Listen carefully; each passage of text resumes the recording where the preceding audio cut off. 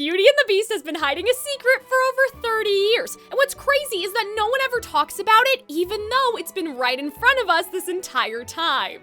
I am gonna reveal what the secret is, what messages the costumes are sending to the audience, and why it matters so much. There has been a rise in the curtains are just blue type mentalities lately online, but it is fun and important to break down how intentional these choices actually are in animation and how everything supports the thesis of the movie. And don't just take my word for it, the director actually made one of the creative team's intentions with Belle's dress clear in an interview, but the symbolism actually goes much deeper than what he revealed, and it's not just with Belle. They carefully build up audience expectations when it comes to color and costume, and then a twist happens by the end of the movie that is genuinely genius. And so this is Calxiyn here to make you care. Thanks to all the patrons and the YouTube members who support me so I can show you that it is in fact that deep. And do all the work finding out the cool stuff so you don't have to. Would you believe me if I told you that the prologue gives us everything to not only spoil the character arc for the Beast, but also for Gaston and Belle? It's like they gave us a visual cipher to decode the rest of the movie with. So let's talk about how the prologue uses color so we can define what the colors actually mean. And what's so funny about this video compared to other videos I've made, like say for How Can I Refuse, for example, from Barbie Princess and the Pauper, those songwriting discussion points have been burning in my heart for years and years, but I actually wasn't researching for this video when the hyperfixation demon grabbed me at 3 in the morning. I was going through the beginning of the movie because I wanted to use these stained glass windows as a reference for the artist working on my musical theater fairy tale project. Which, by the way, every time you see a main Calxiyn Cares Too Much video, I am also going to upload a small short talking about my storytelling/songwriting secrets and fuck-ups completely for free on Patreon. Anyway, that's the context for why I was slowing down this opening frame by frame, and I felt the autism jolt, you know the one, right? And I went, wait a minute, the Beast never wears anything like this, like even at the end of the movie, he never wears a crown. And that's when I knew that this was something that was going to consume my life for the next few days. In this shot, zooming towards the castle, there are green windows with pink windows over them, planting the seeds, pun intended, of the enchanted rose and its purpose in the story. It is between windows with blue and red squares mixed together, which is going to be important for later. When we arrive at the window, we have 2 solid windows of blue and then a red one over here. The prince is wearing a silver crown with a blue top and gold cape, with a splash of red on the inside of the cape. Over the coat of arms, we have a red and gold crown that, curiously, the prince isn't wearing right now, but does wear later, and this is over the half gold, half blue coat of arms. The coat of arms is also behind a pattern of blue and gold squares. As for the coat of arms itself, the squiggles on the blue half reminded me of when the Beast rips his portrait, but I decided to do a little more research even though this type of history really isn't my forte. So grain of salt, but the closest I could find was that these lines are a 2 bars wavy ordinary. And on the Wikipedia, there were a bunch of different meanings, but the through line was courage in the face of adversity, and the waves are like the stormy sea of fate, of life, right? So we have that water motif, and then the courage, the troubles, the storm. For the diamonds, the closest thing I found were Maskell's lozenges. This does not sound right at all, but anyway, you can see here that on some websites it was said to represent female fertility in general, and I found another source for the coat of arms that it means persuasive. And this would make sense because this is Belle's side. She is what persuades and sparks change in the Beast. Another fun fact is that the Latin on the window translates to, "He conquers who conquers himself," which immediately spoils what the Beast character arc is gonna be. But if you can believe it, the colors actually tell us more than that phrase does. The fact that they are used for the prince's clothes and his coat of arms signals to the audience that they are going to be held in high importance. But in order to figure out what the colors represent, we need to establish a pattern in how they are being used. And the context that they are being used in. When the prince opens the door, I was shook because this is a completely different outfit. I have friends who work in animation, and so when I see this sort of stuff, I see money. Like, designing more outfits for him takes more time, which costs more money, so why not just reuse the outfit that he was wearing before? This time, he's wearing the red crown instead of the silver one, and instead of the red being on the inside of his cape, it is now on the outside with the golden trim. This makes me so excited because the change here is intentional. While we're here, did you ever notice that the beggar woman is blind? It's such a small detail, but on top of that, when she transforms into the Enchantress, her eyes are closed all the time, and it's so genius for her message, for beauty is found within. She literally cannot be deceived by the prince's appearance. She cannot see him. She only judges the prince for his actions and what is in his heart. Now, this scene is really cool because a lot of us, myself included, are usually so busy looking at the claws that we may miss how the prince has golden shackles around his wrists and a gold ring. The ring and the shackles end up breaking and the red cape becomes tattered. The windows also have the French royal lily before the lilies die. And just one more outfit before we can talk about what it all means. When we see the beast destroy his portrait of the prince is wearing blue and gold, but he isn't wearing the silver crown or even the red and gold one. Now when we see the beast, his cape has a gold clasp, but it is a red cape. But what does it all mean? As I said, the prologue gave us everything we need to decode the pattern because not only did they establish the colors as important, but they gave us context for why the colors are changing. The creative team knew that semiotically, the audience would associate gold with royalty, blue with goodness, and red with evil because these signs already appear in our society in other ways, say red for the devil. But they still put in the work to make sure we understood that it goes beyond surface level good and evil. It also goes into what makes someone good or evil. When the Enchantress comes to the castle, absolute power has corrupted the prince absolutely. He has discarded his silver crown to wear the gold and red one, even though he is not ready to wear it, and his cape has changed to be red and gold. His selfishness and his willingness to flex his legitimate power as the prince is now covering up what goodness he once had, represented by the blue now buried underneath in comparison to before. This goes beyond blue being goodness. This is about blue being beauty, or rather, the moral virtues that make someone beautiful, like kindness, honesty, generosity, open-mindedness. And if we maintain that authority and royalty is represented by gold, we discover two things. 1. The coat of arms holds moral virtue in equal regard to royal authority. These things are supposed to exist in a balance. Rulers must be strong leaders, but also kind. And 2, the prince was good when he was young, hence his silver crown and blue and gold outfit. If he was always bad, they would have shown him in the same outfit the entire time, but they changed it to show how the ugliness of selfishness and cruelty crept up in over time. He may not have even realized how it was festering because it was behind him on the inside of his cape. And next time we see him, what do we as the audience think? Oh no, this thing that was lurking in the background is now all-consuming. It has taken him over.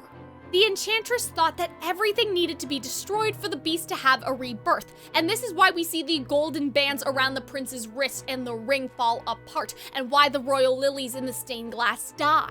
Now, in regards to the prince's portrait, the narrator tells us that the beast is a shame, but now we have added context as to why. He didn't always used to be this way. When he sees that portrait of himself, he remembers how innocent he was, how good he was once, and this is shameful for him. Presumably because this is not a painting of a child, this was late enough in the prince's life that he should have known better, but probably when his parents died and he was expected to be a king without understanding what that truly means, what it means to hold that power, what it means to be a good king and a good man. In present day, all that remains is the beast the Enchantress perceived, hence leaving him in the red cape. He must have a change of heart, and to the audience, we know that he needs to get back to that blue and gold self again. And this is what really gets me, right? The beast has blue eyes, showcasing that the goodness was within him all along, but it was just power, and presumably, since they say he's spoiled and we see him around these things in the stained glass, but no loved ones, right? Just servants, it was valuing these materialistic, shallow things that corrupted him. And when do we see the beast wear blue again? After he saves Belle from the wolves. According to the Disney Villain Bible, that is the moment that the Beast is no longer considered a villain by the creative team, and hopefully by the audience. And the outfit change helps to signal to the audience that something is different now. And what is so cool is that he wears a blue cape with a blue clasp, so now the gold is also gone. And this is very important because to me, I feel like this is supposed to represent how he is not the prince in this moment anymore. He is just a man in love with Belle. Like, it's not like after Belle saves him, the Beast goes, "Belle, did you know that I used to be the prince? You should marry me for all my princely things," right? The princeliness only comes back during the montage. And so first we see Beast as just a man, and then we see him learn about being a prince, about having good manners, and this is where we get the blue and gold outfit. And this is how the prologue spoiled the Beast character arc, because we know from the very beginning what the goal is. It is to get him back in that blue and gold outfit. And what is visually imparted to us, the tangible representation of his progress, is his change of clothes. And then at the end of the movie, everything pays off. But what does this mean for Belle? Is she suddenly not good anymore just because her final outfit has no blue in it? Belle's character arc and how her costume changes tends to get oversimplified, with some people claiming, for example, like, oh, her and the Beast wear blue because they're both outsiders, easy peasy. But not! That falls apart because when the Beast is most outcasted, he is still wearing red. As I alluded to earlier though, we do know one of the intentions with Belle's costume, and this was to have her go from cold to warm, to showcase that she is warming up to the Beast and maturing. But that is not the only reason. Belle's blue dress is a shorthand to us as the audience that Belle is good and kind. But you'll notice how the townspeople never talk about that, just how beautiful she is, and Belle is almost so kind that it is to her own detriment. Here's what I mean. At the very beginning of the movie, you'll notice that she only thinks about her dreams in a sort of wistful way, versus actually putting her dreams and her happiness first. The Disney Villain Bible actually talks about this, that Belle is loving, protective, and practical, taking care of her aging father who is no longer able to take care of himself. When it comes to Gaston, a lot of people overlook how indirect Belle is with him, like telling Gaston she can't marry him because she doesn't deserve him. Now, obviously, this is funny, it's a play on words to the audience, but Gaston won't get it. He's gonna take that at face value. In all her interactions with Gaston, she never tells him no. She either pretends to fawn and just makes an excuse like maybe some other time, or she evades entirely. And this is something a lot of women feel like they have to do, either for their physical safety or their social safety, right? They don't want to come off as mean, as bitchy, and that could hurt their reputation or the opportunities they get in the future. But with all the BuzzFeed bullshit and the bad faith criticism about Beauty and the Beast out there, this is something that gets lost in terms of general audience understanding. That her character arc is her learning to speak her mind, like when she yells at the Beast and tells him he needs to control his temper.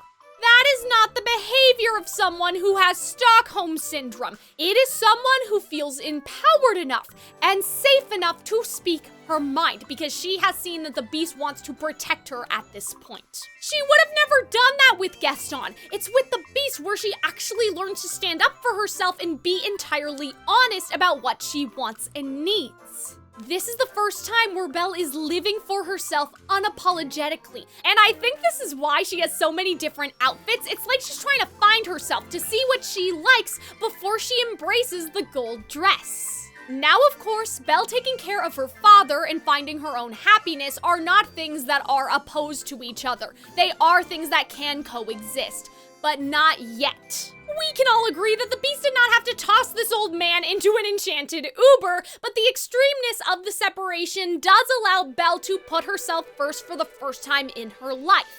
And that's why I think that her gold dress has no hint of blue in it, even though the Beast has blue and gold. It is about the lesson that the characters had to learn, not their current affiliation right at that moment, you know what I mean, as if this is D&D alignment or something. The Beast needs to learn how to be a strong leader and a good man, but Belle has always had the kind heart of a princess. The lesson that she needed to learn was about embracing her qualities as a leader and standing up for what she thinks is right. And so yes, even though her gold dress does represent her warming up to the Beast, it's about why. Because the Beast is the only person that she can be honest with. And the climax of this arc for her is that she tells the Beast, even after they had a wonderful night together, that thing you did in the past, the fact that you didn't let me and my father say goodbye, that still really hurt me. Like, this is the first time where she is saying it out loud. Unlike Gaston, who up until this point she can never be honest with because of how he will retaliate, Belle is honest here with how the Beast has hurt her, because she knows that he will accept it, because she knows that he cares about her enough to make it right. And even though romance was blooming earlier, pun intended again, I guess, I think that this is now the foundation of their relationship. This is when you can start to see them actually be together, because the Beast puts aside his own happiness in order to make things right with Belle, something that, again, Gaston would never do. And that is the act of love from the Beast. Their relationship can only happen now that there is honesty and the Beast lets Belle go. When Belle leaves the castle, you'll notice that she is wearing her blue dress again, because in a way, she is setting her own happiness aside for her father's sake. It's this radical change back to the status quo. Chip is even gonna ask about Belle's happiness, and she's about to give him the "it's complicated" speech before they get interrupted. Again, obviously, the common sense solution here is to have Maurice come to the castle like he does at the end of the movie. But in Belle's mind, these two worlds are impossible to reconcile at this moment. Now that we've done Belle and the Beast, Gaston is pretty easy. He wears red and gold, representing his status in the town in combination with his selfish and cruel behavior. And this is literally so smart, you guys. When Gaston is going to kill the Beast, he wears what? A blue cape. Because he is just pretending to be good. He is pretending to be doing something heroic. We need to kill the Beast or else the town won't be safe. But that's not his real motivation here.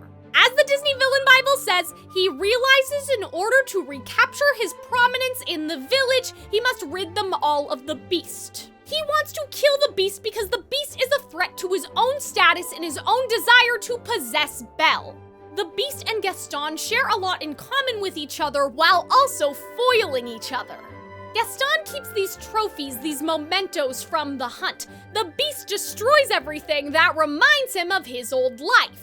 Gaston hunts and the Beast is an animal. Gaston is never challenged by anyone in town and never has to self-reflect on his behavior, whereas Lumiere, Mrs. Potts, and Cogsworth try to tell Beast what he is doing is wrong, but the Beast doesn't listen at first. The Beast has broken the mirrors all around the castle, whereas Gaston can't stop looking at himself, and I think the magic mirror is super important for that reason. The magic mirror objectively shows people whatever they ask it to. And the Beast isn't really looking all that kind and gentle right now when Belle pulls it out, right? But she loves him anyway, and Gaston sees that. Which means for Belle to love the Beast, there must be something deeper that is not reflected in the mirror. And Gaston can't fucking stand it. One last cool detail about Gaston is that he also has blue eyes, and I've always interpreted that like Gaston was also good once too. I mean, like, no one is born evil, obviously, but just like the Beast, once upon a time, the Beast and Gaston started in the same place. But no enchantress comes to keep Gaston in check, and so it is just too late for him. The red has consumed him whole. And another fun fact I found is that Gaston was originally drawn to wear blue, and I couldn't figure out if he was the antagonist at this point in development or not, but it would have been interesting if originally he had been dressed in blue and they wanted him to slowly descend into red.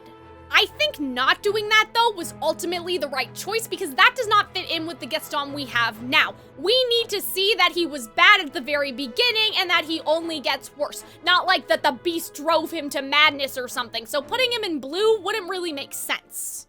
I hope that everything so far is making you guys as excited as it has made me.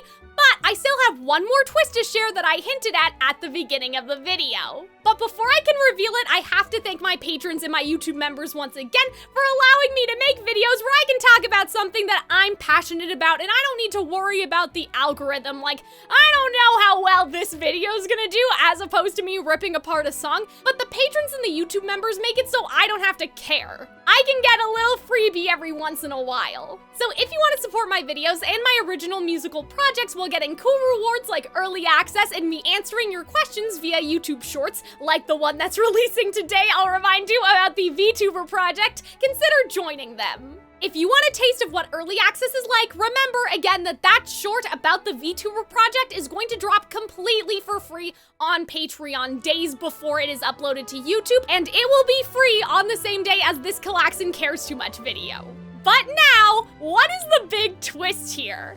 At first I felt a little disappointed about Gaston wearing the blue cape to cover up his evil, while the Beast and Belle reset back to their normal clothes. Because wouldn't consistent color symbolism mean that the Beast should be wearing blue underneath a red top like his red cape, whereas Belle should be wearing gold with a blue cape on top?